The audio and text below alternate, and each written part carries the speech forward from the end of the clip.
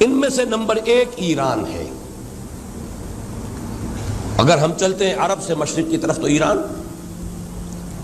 ایک اعتبار سے یہ بازی لے گیا ہے پورے عالم اسلام پر۔ ان کے مذہبی عقائد، ان کی فقہ سے ہمیں جو اختلاف ہے وہ ہے اپنی جگہ پر ہے۔ آپ کو معلوم ہے میرے بارے میں کسی کو اشتباہ نہیں ہو سکتا اس اعتبار سے۔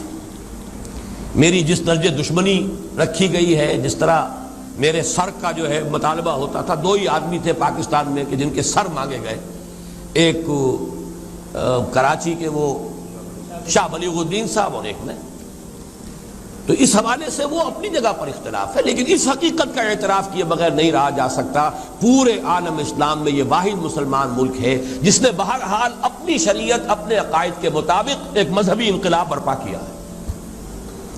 اور پورے عالم اسلام میں مذہبی سطح پر، حکومت کی سطح پر فنڈامنٹلسٹ صرف ایک ملک ہے، یا دوسرا جو ہے تھوڑا سا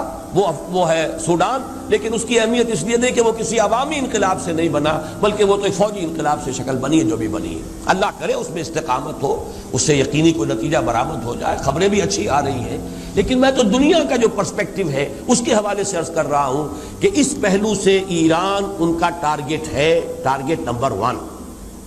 ایک خاص اعتبار سے۔ ٹارگٹ نمبر 1 ایک دوسرے اعتبار سے ہم ہیں، وہ میں بعد میں عرض کروں گا۔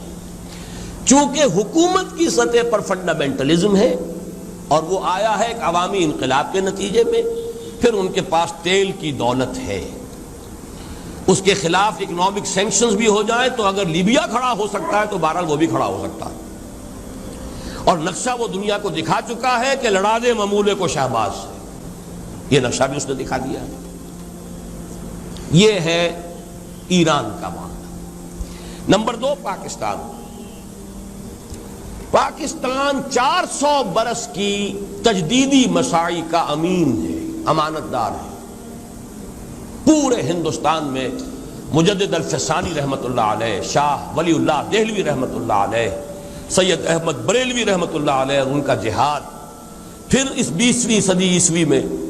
یا 14ویں صدی ہجری میں علامہ اقبال جیسا مفکر، مولانا مودودی جیسا مصنف، مولانا الیاس جیسا مبلغ،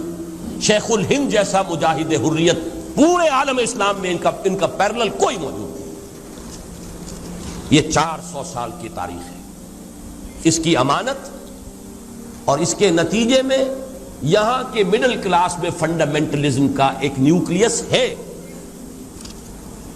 اگرچہ حکومت کی سطح پر کوئی پیش رفت نہیں ہو سکی آج تک، بلکہ اب تو پسپائی ہو رہی ہے، اب پیچھے ہٹ رہے ہیں وہ ہمارے ان سیاسی جو بھی